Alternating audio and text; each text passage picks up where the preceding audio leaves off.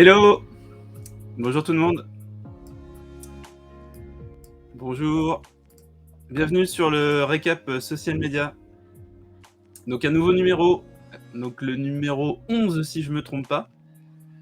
Donc j'espère que vous allez bien ce lundi, donc lundi 16 mai. Donc ça fait 2 semaines qu'on s'est pas vus, puisque, bah, voilà, on n'a pas fait de récap, le lundi dernier. Mais là, on est bien de retour donc pour ce récap social media avec, un invité, qu'on retrouvera tout à l'heure, donc Olivier Ravière, le CEO de l'agence Mercutio. Donc hésitez pas, hein, voilà, à lui poser, vos questions en commentaire et donc on parlera de leader advocacy, aujourd'hui. Donc un sujet, très intéressant, très en vogue, auprès des entreprises et il nous parlera de tout ça, notamment avec les entreprises qui l'accompagnent, au sein de l'agence Mercutio. Mais avant ça, on va parler évidemment, de l'actualité, réseaux sociaux, donc avec, 3 sujets que je voulais partager avec vous, ce matin. Alors, le premier.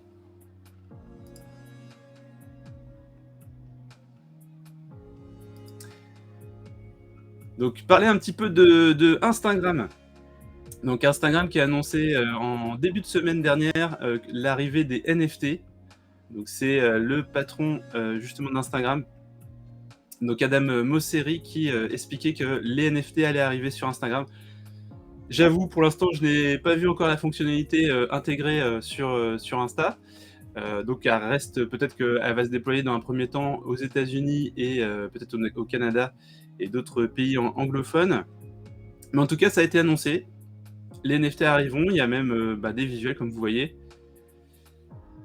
Et donc ces NFT, bah, on pourra les retrouver dans les flux, le flux principal, le feed, d'Instagram et clairement, bah, voilà, c'est un moyen pour les créateurs de se rémunérer à travers Instagram. Se rémunérer donc en crypto-monnaie, hein, évidemment les NFT c'est attaché à des crypto-monnaies. Le directeur, donc Adam Mosseri, a expliqué que les crypto-monnaies qui seront acceptées pour la création de NFT et puis pour la monétisation des NFT seront d'abord le Ethereum et le Polygon, donc deux crypto-monnaies voilà, très utilisées. On peut dire que c'est les deuxième et troisième crypto-monnaies dans l'ordre. Vous avez Bitcoin qui est tout en haut et dans les plus valorisés, donc vous avez juste après Ethereum et Polygon. Et donc ensuite, ils rajouteront Flow et Solana, qui sont aussi des crypto-monnaies assez connues. Il vous faudra évidemment un wallet pour pouvoir acheter ou créer donc ces NFT, donc avec Rainbow, MetaMask. Donc voilà, il explique tout ça, donc vous pourrez trouver ça sur l'article du blog du modérateur. Alors ce qui est intéressant, bah, c'est la vision, ce que explique Adam Mosseri, c'est que l'économie des créateurs est incroyablement importante pour Instagram. On voit là-dedans qu'il y a une stratégie de conserver les créateurs, les vrais créateurs de contenu et d'améliorer la qualité en fait de l'expérience proposée à travers Instagram. Voilà concrètement, aujourd'hui, bah, ces plateformes, que ce soit TikTok ou Instagram, d'ailleurs c'est un peu les 2 qui se font la guerre aujourd'hui. Il faut absolument que, voilà, les créateurs soient présents, l'utilisent pour donner envie, bah, aux utilisateurs, comme nous, de venir sur la plateforme. Donc c'est, clairement dans une stratégie qui a été, voilà, expliquée il y a déjà quelques années, la possibilité de rémunérer des créateurs, justement pour, les conserver sur la plateforme et donner de la valeur à Instagram. Donc voilà, je vous mettrai, le lien en description et donc voilà, ils expliquent que pour l'instant c'est en phase de test aux États-Unis, voilà, comme je vous le disais.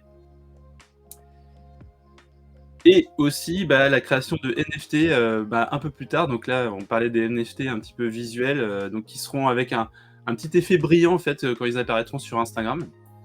Vous pourrez l'utiliser, dans le feed, dans votre photo de profil, mais aussi dans les stories et voilà, ils seront un petit peu, différenciés visuellement avec un petit effet de brillance et ce qu'explique aussi, bah, Mark Zuckerberg, bah, le dirigeant du groupe Meta qui intègre, donc Instagram, WhatsApp et Facebook, qu'il il intégrera aussi, bah, les possibilités de 3D, donc des NFT en 3D, pour des œuvres, physiques et avec peut-être de la réalité augmentée qui vous permettra non seulement d'acheter ces œuvres, mais aussi de les projeter, chez vous, virtuellement, enfin à travers, une réalité, augmentée.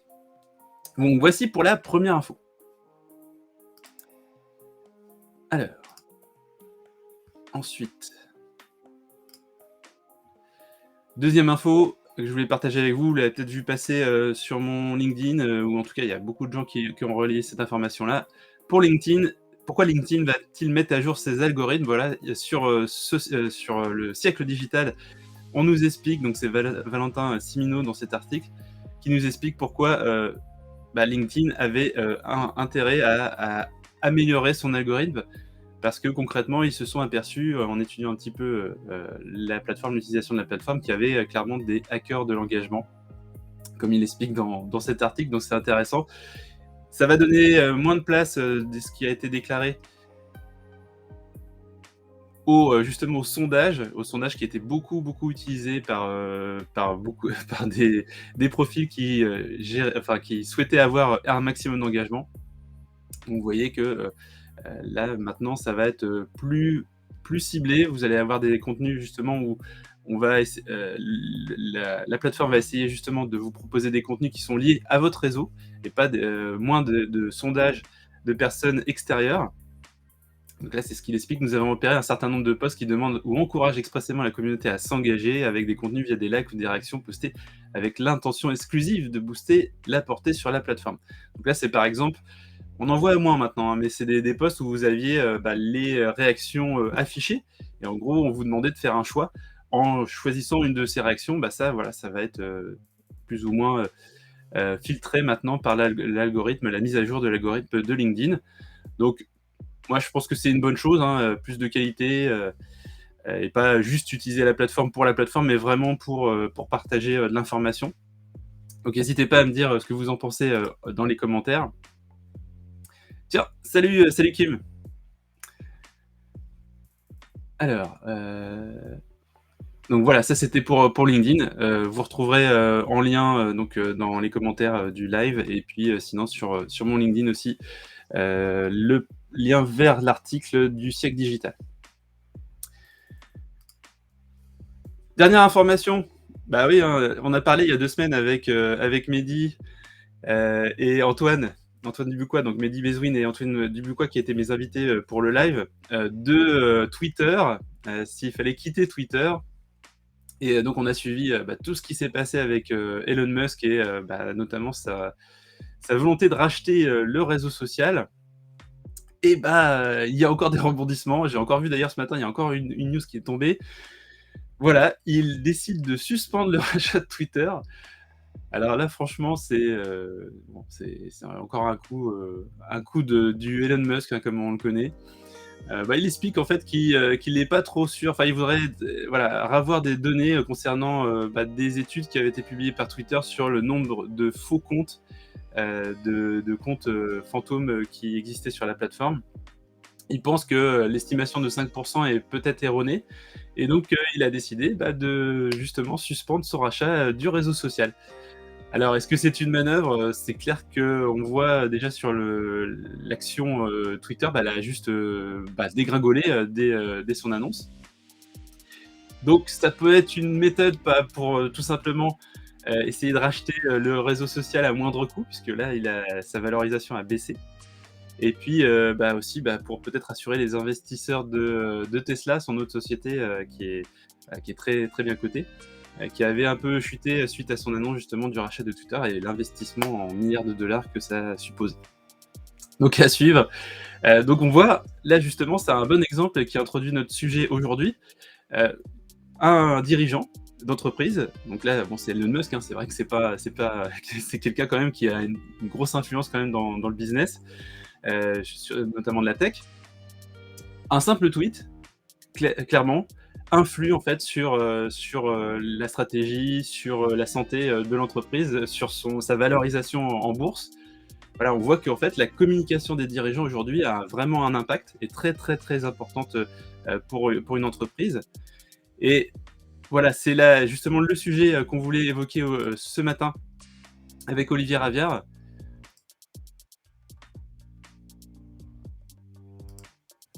Donc voilà, je vais tout de suite l'introduire. Bonjour Olivier. Bonjour Olivier. Merci. Voilà, donc le sujet du jour, donc le leader advocacy. Alors pour la petite introduction, donc c'est vrai que aujourd'hui, les publics attendent plus des entreprises que juste un discours marketé. Elles veulent une incarnation clairement dans le discours, dans la communication. Et justement, bah, on voit de plus en plus de dirigeants s'exprimer, notamment sur les réseaux sociaux. Alors, on parle à l'instant d'Elon Musk, mais il y a aussi Michel-Édouard Leclerc. Un peu avant, Steve Jobs aussi était un dirigeant qui a clairement incarné la marque Apple pendant des années. Et ils deviennent de plus en plus vecteurs de l'image de l'entreprise, des valeurs de l'entreprise. Donc c'est vraiment une communication incarnée. Et on va parler justement ce matin de cette prise de parole, le leader advocacy, donc avec toi Olivier, donc CEO de l'agence Mercutio. Donc depuis 2011, c'est ce que tu me disais tout à l'heure. Donc une agence maintenant qui a une belle histoire et notamment sur ces problématiques d'employé advocacy et de leader advocacy. Donc voilà, je te laisse te présenter un peu plus si j'ai oublié des choses, donc n'hésite pas. Non, tu as été très complet. Voilà, je vais pas parler de moi trop longtemps. Tu sais que j'aime pas trop ça. Ok, pas de souci. Voilà, et puis Mercutio, tu connais. Donc on est une agence de com, on est aussi un organisme de formation, on est un cabinet de conseil et on est producteur de contenu. On fait de plus en plus de vidéos. Voilà, donc tout ça, donc une aventure qui suit son petit bonhomme de chemin depuis 10 ans. Voilà. Et donc, énormément de boulot, effectivement, actuellement, beaucoup de demandes, beaucoup de projets autour de l'employé advocacy, autour de club ambassadeur, autour de la leader advocacy. Donc, c'est des sujets que j'espère, en tout cas, je pense, on connaît plutôt pas mal. Voilà. Super. Et justement, leader advocacy, c'est un terme, quand tu m'as parlé du thème et tout, je me suis dit, ouais, ça c'est super, super intéressant. Et c'est vrai qu'avant, moi, ça m'a fait tout de suite penser à un autre terme qu'on entendait encore il y a quelques années. Je crois que moi, quand j'ai passé ma certification avec toi en 2016, on parlait déjà de ça, l'employé advocacy. Donc, est-ce que tu peux nous rappeler un petit peu ce que c'est que l'employé advocacy et puis après, on va voir un petit peu comment les différences avec le leader advocacy. Alors, employé advocacy, c'est tout simplement encourager les collaborateurs à partager des contenus sur les réseaux sociaux. Donc, de créer une équation gagnant-gagnant entre le collaborateur et l'entreprise. Le collaborateur étant engagé, finalement aidé, soutenu pour développer sa marque personnelle et développer sa communauté et ses contacts. Et l'entreprise, en contrepartie, bénéficiant à travers ses collaborateurs d'une aura augmentée, d'une crédibilité augmentée, d'une légitimité renforcée, etc., etc. Donc ça, c'est des choses qui existent depuis pas mal de temps déjà.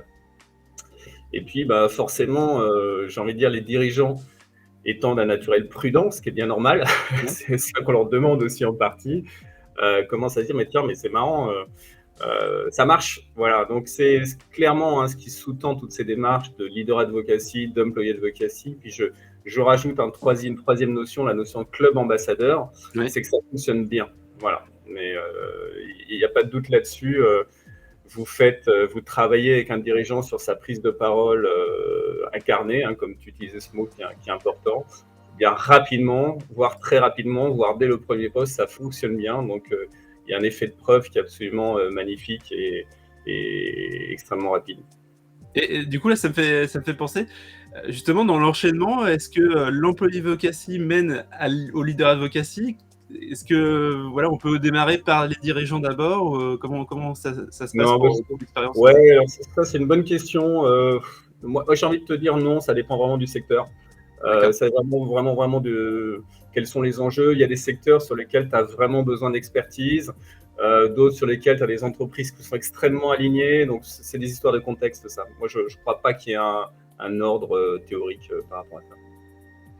Et donc là, pourquoi selon toi maintenant, les dirigeants par rapport au leader advocacy, ils doivent s'engager, en tout cas s'informer là-dessus et peut-être t'accompagner. Qu'est-ce qui peut les motiver à sauter le pas ? Je vais te répondre parce que je pourrais te faire tout le discours sociologique sur l'évolution des mœurs et des attentes, mais je vais pas le faire. Non, mais c'est ce que j'entends souvent. Je vais te faire la mode dirigeant. Ça marche et ils aiment ça. Voilà. Non, très clairement, ça fonctionne bien. Et puis, quelque part, c'est là où c'est vraiment intéressant sur le fond de la communication, c'est que ça permet d'une part de bien, d'éviter un petit peu les amalgames. Tu as la prise de parole du dirigeant et tu as la prise de parole de l'institution. Et comme on sait bien que la prise de parole institutionnelle, elle est un petit peu prisonnière de ses carcans, eh bien, on enrichit les deux communications, elles se complètent. Et ça, c'est intéressant parce qu'on va pouvoir, par exemple, travailler sur un ton dans la prise de parole du dirigeant, chose que tu pourras difficilement faire ou plus difficilement faire sur l'institution. C'est plus compliqué. Voilà. Ça va beaucoup plus vite pour un dirigeant. C'est intéressant justement, comme tu dis, complémentaire finalement la voix du dirigeant et l'entreprise. Moi, c'est une question qu'on me pose souvent en début de mission, notamment sur LinkedIn. On a une page entreprise, bon, on a du mal à recruter des abonnés, mais vous avez peut-être des experts parmi vous, vous avez peut-être même un dirigeant qui a un réseau très très important. Et quand on communique, peut-être qu'il se passe beaucoup, quand il communique, on voit des choses. Bah voilà, c'est complémentaire. C'est pas la même chose, c'est pas le relais systématique de la voix du dirigeant sur la page LinkedIn. Mais ouais, c'est quelque chose qu'il faut prendre en compte, se dire que ça peut amener un supplément d'âme, on va dire, à l'entreprise dans sa communication. Je vais prendre un exemple très simple sur lequel on travaille beaucoup actuellement. Il y a beaucoup d'entreprises qui cherchent à recruter. Je t'apprends rien. Eh bien, tu vois, changer un processus de recrutement, changer les descriptifs de poste, faire des choses plus simples, plus naturelles, changer les circuits de validation, changer les canaux de diffusion. Bon, c'est tout de suite un projet. Je te dis, il va y avoir beaucoup d'intervenants, etc., etc., etc. Normal, ça prend du temps. À côté de ça, un dirigeant ou une dirigeante va se dire, attends, t'es gentil avec tes process, mais moi, j'ai besoin de recruter maintenant. Ouais. Bon, voilà, tu as la réponse à la question, forcément. Et au passage, les RH vont être ravis. Vont être ravis parce que tout le monde est conscient des limites des organisations, des processus qu'il faut faire vivre, modifier. Ça prend du temps, c'est normal. Bon, un dirigeant, une dirigeante qui dit, OK, on recrute tel ou tel profil, il nous les faut maintenant, etc., et va pouvoir faire des choses qui ont beaucoup plus d'impact ou qui sont un petit peu décalées. Voilà, et très sincèrement, voilà, c'est des choses que nous, on nous demande régulièrement, qu'on a fait encore 3 fois la semaine dernière. Enfin, voilà, c'est du classique. Donc, ça bouscule un petit peu l'organisation interne des entreprises, mais finalement, les gains sont largement supérieurs. Donc, pour toi, il y a plus d'opportunités justement à développer une stratégie de leader advocacy. Il y a quand même des risques. Est-ce que tu as des exemples quand même de risques sur le leader advocacy? Le risque, il est évident, c'est que tu crées finalement des petits processus en marge du processus, du gros processus habituel. Donc forcément, ça demande du dialogue, de la transparence, et Dieu sait si plus l'organisation est grande, plus c'est compliqué. Donc il faut soit faire preuve de beaucoup de transparence et beaucoup communiquer, OK, on va dire ça, on va faire, etc., etc., et avoir son petit circuit de validation, quand même, indispensable à côté. Soit il faut apporter ça de manière programmatique, donc en disant, voilà, on va faire tout un programme de leader advocacy, et donc le temps que les gens comprennent qu'il y a un projet, que c'est encadré, qu'il y a des étapes, etc., etc. Ça, c'est les deux grandes façons de faire, et ça dépend vraiment de la culture d'organisation. Très bien, très clair. Très clair. J'ai une question de Sophie. Bonjour Sophie. Un bon communicant. Alors, donc, je vais te poser la question, je vais la mettre carrément sur le stream, comme ça tout le monde va en profiter. Donc, Sophie Molina qui nous dit, un bon communicant, un bon SMM peut-il faire de n'importe quel dirigeant un leader sur les réseaux sociaux? Y a-t-il de leader advocacy washing? Alors, merci Sophie. Salut Sophie. Déjà. Ouais, vas-y Olivier. Ah non, mais là, franchement, je te...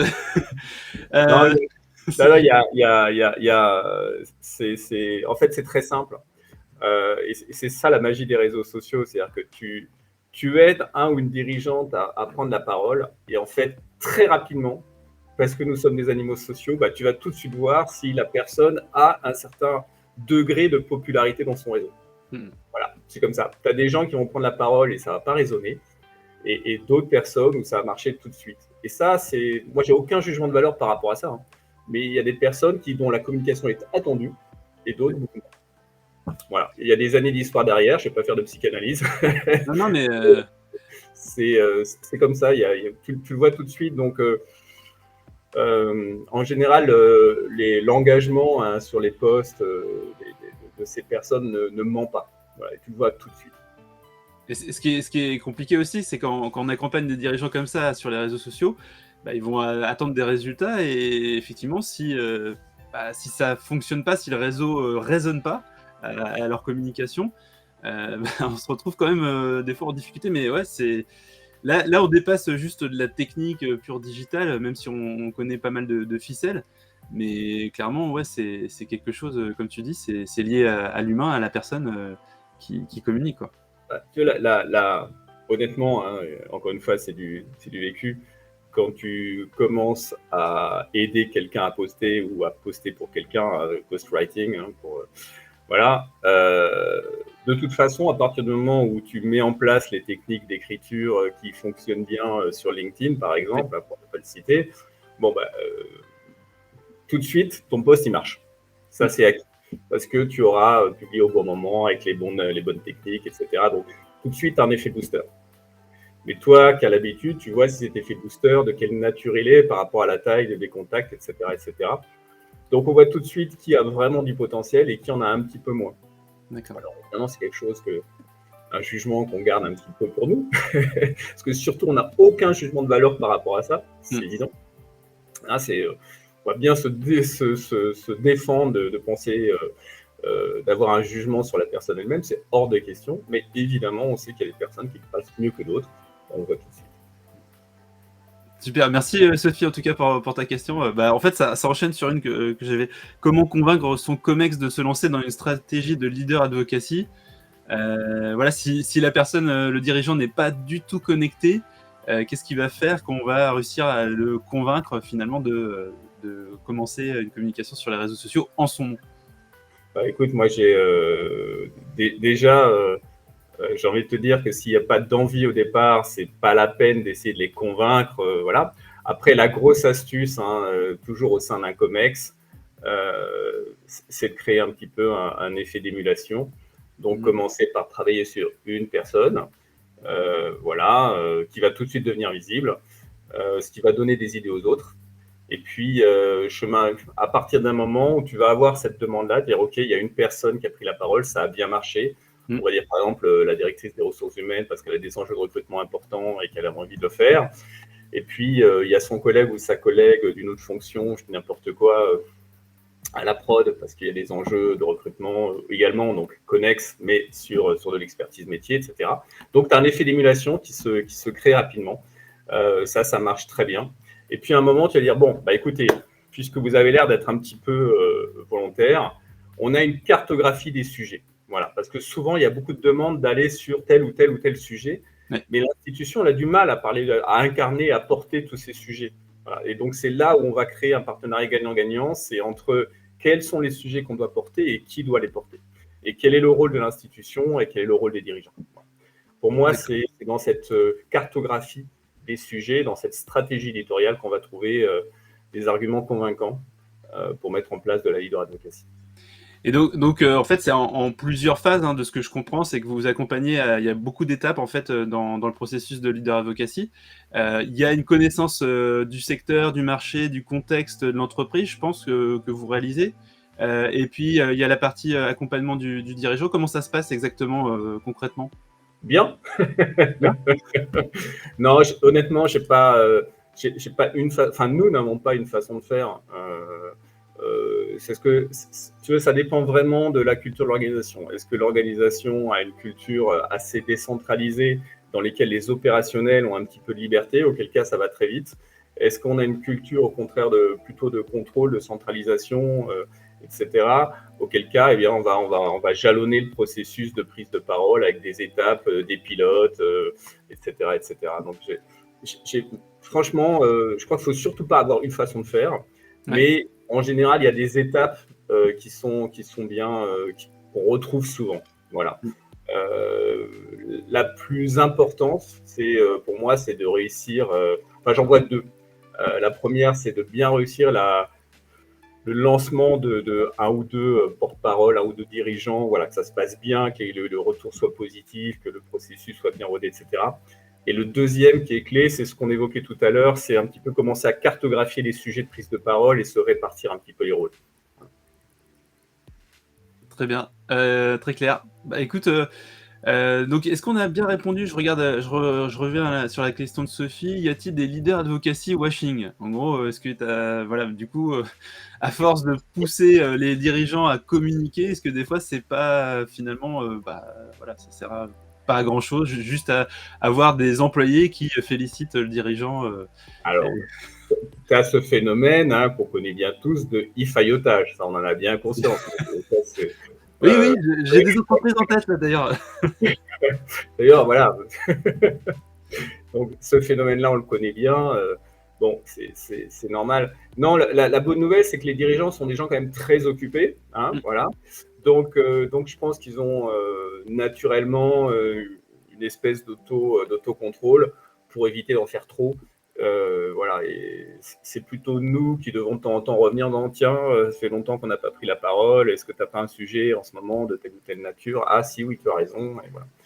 C'est plutôt comme ça que ça se passe. Des dirigeants trop bavards ou des institutions qui veulent en faire trop sur la prise de parole des dirigeants, je n'ai pas trop eu ce phénomène-là, je pense.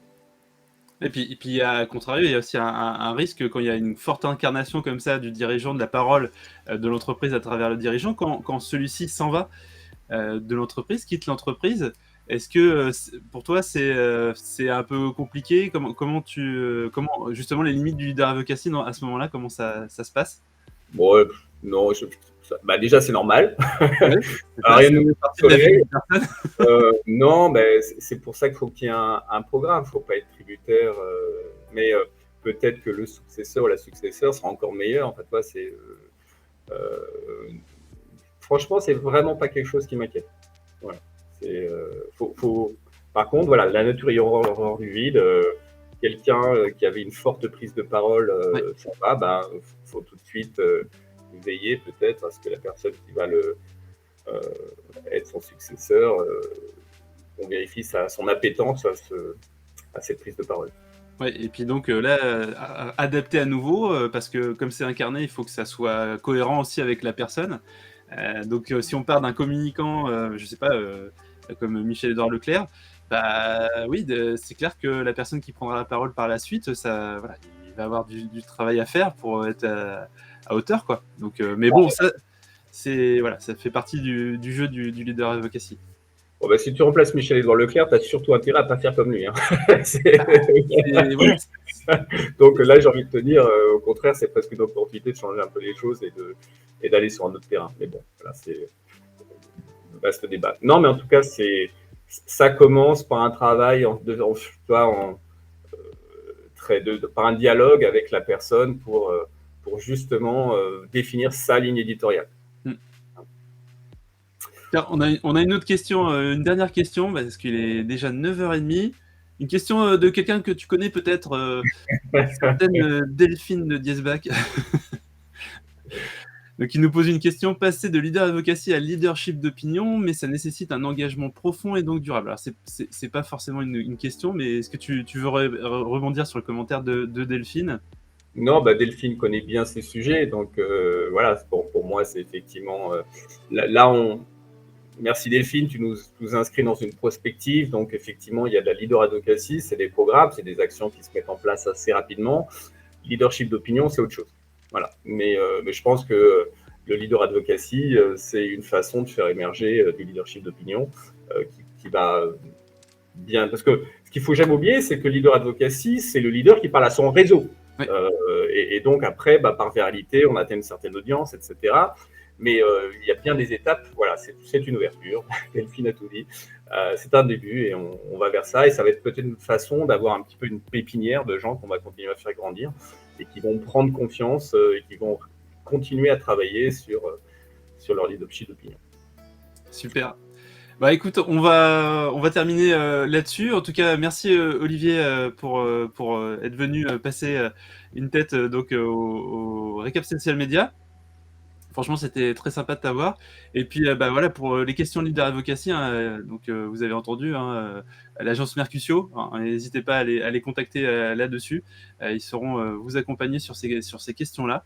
Et puis, voilà, je pense que on garde, voilà, je pense que tu reviendras dans le récap social media, peut-être sur d'autres sujets.